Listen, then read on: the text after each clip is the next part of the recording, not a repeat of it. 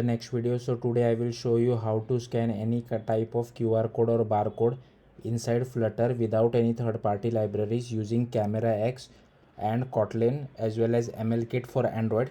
So I have a bare bones Flutter app, and inside my home page, what I have done is that first I have created a method channel, because in Android we require the camera permission, right? And camera permission we can use it using method channels. So I have created a method channel first, and also you have to create a native platform view as well for to display your camera. So first, this is a camera permission method channel. This camera permission string would be referred on the native side as well, so be careful with what you write over here. Inside the init state, I'm checking whether the platform is Android or not.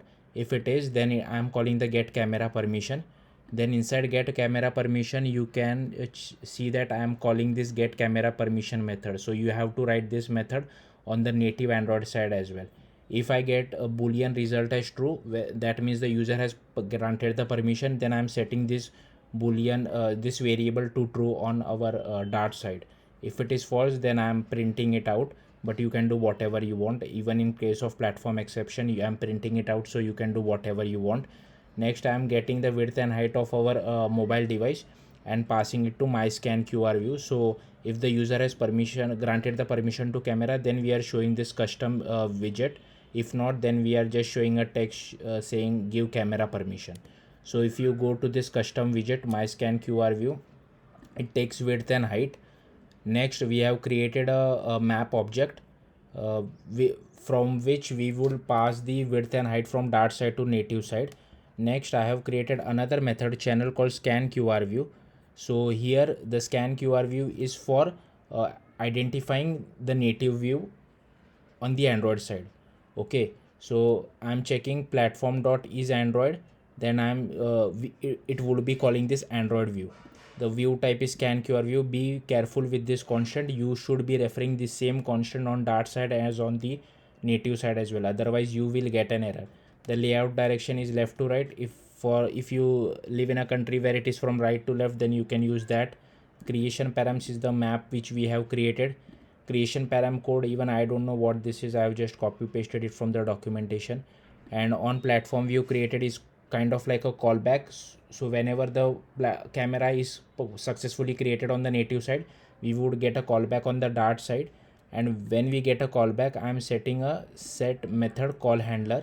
This is because whenever we have successfully scanned a QR code from the native side to the Dart side, I want to send whatever has been scanned, so some kind of a string data, right? So I want to send that data from native side to Dart side, and it would be captured inside this method handle method. But while sending it from native side to Dart side, this method will be used, or kind of like a property will be used. So this property would be referred whenever we would be sending data from native side to Dart side. So, and once we get the data, I'm just converting it to string and printing it to the console, but you can do whatever you want.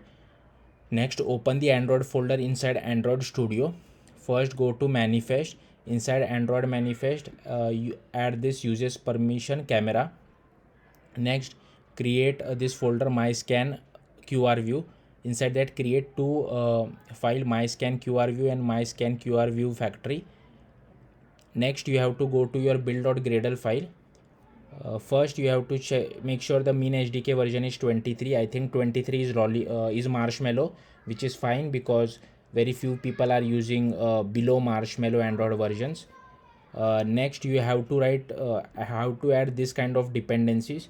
So first one is CameraX dependencies, and next is MLKit dependency, which would successfully scan the QR code or barcode for us. Next, you have to go to my scan QR view factory and write this code. So all the code will be available in the description below, so don't worry about it. So this is kind of like a boilerplate code which you have to write. The only thing important to notice is that I'm sending back the my scan QR view, which will actually contain the CameraX code as well as the MLKit code. Next you have to go to main activity, and inside the main activity I already told you there would be a platform channel for getting the camera permission as well. So this entire code here is for getting the camera permission. So this is how you get camera permission from native Android side. Why I have written it over here and not inside the my scan QR view, because this on request permission result requires an activity. That's why you have to write this code inside the activity. I think you can make it work in my scan QR view because it is a normal kotlin file and not an activity, but I think it would be very difficult for you to make it work. Then you have to pass your context from main activity to your view factory, and then from view factory to scan QR view, which is not correct. So you can just copy paste this code, which actually gets the camera permission. And here you can see that if permission has been granted, we are sending a callback as true. If not, we are sending a callback as false. And in main.dart, here is where we get that whether the permission has been granted or not. Next, you have to write this on configure Flutter engine as well, and this code is mandatory whenever you want to create a custom platform view. So the main important thing is this constant should be same as what we have written on the Dart side. So scan QR view, if you go to my scan QR view, this should be scan QR view. Okay, next we are just calling the factory, and here this method we need to register for camera permission as well. So here you can see the method name is get camera permission, which is what we have defined in the main.dart file. Okay, next, okay, so once this is called, once we call this method, this code automatically shows the permission dialog, camera permission dialog, and once it is resolved, this method automatically gets called. So that is all for permission. Now we will go to the CameraX code. So again, I don't know much about CameraX, but there is a good Google sample code lab. So just search for CameraX Android Google code lab. You would find an excellent code lab explaining each and everything about CameraX, but I will try to explain as much as I can. So this is kind of like a boilerplate code which we have to write. Then the preview is the actual camera which we see on our device. Method channel is our platform Flutter's method channel. Sorry, and this should not be see, this should only be scan QR view. Okay, this should be scan QR view. Next you have to copy paste all this code. Then if you want, you can copy paste this code. Like this is again for the camera permission, but we have already handled the camera permission on main activity. Next, I am making sure that the preview.layout params is occupying the full width and height, but there is some issue related to it. I will come back to this soon. So you can see this code which I have written. I will come back to this. This is kind of a little bit of issue. So I will go back to setup camera. So here I am first checking whether the camera permission is granted or not. Yes. This else code won't do anything because I am not able to call this on request this on request permission result over here, because that could only be called on the main activity. So if you want, you can delete this code as well, it doesn't matter. So in the start camera, we are calling the start camera if permission is granted, but we are setting some other things as well. First we are setting a camera executor. Next we are setting an options, and here you can specify different kind of options as well. So I can specify something like barcode dot. So all this type of QR code and barcode are supported, so you can define whatever you want. For now I have just defined barcode. Then I am building that option. Then I have defined a scanner, and here I have defined an analysis use case which would process each and every image that has been captured from the camera. Next I have defined a view function, so it would be a get view, and here this is an override function, you have to implement it, and here we are returning that CameraX preview. and this dispose will called when that platform view is destroyed, or if you move to some other screen, or if you put the app on the background. So camera executor dot shutdown will shut the camera down so that the user's battery is not wasted, as well as there are no memory leaks in the app. So process image proxy is where exactly the image captured from your camera would be detected. So here we are getting each and every frame from the camera, converting it into an input image. Next we are calling the barcode scanner, processing that input image. Then we are getting the actual barcode, and from that we are getting the raw value. If up to this it is correct, then we are pretty sure that the camera has detected some kind of a barcode or a QR code, and then we want to send this to the Dart side. That's why we are calling method channel dot invoke method send from native. Again, this should be the same as what you have defined on the Dart side. So here you can see send from native. Here we are listening for the send from native callback, and here I am just displaying a toast. If you want to, you can, otherwise delete it.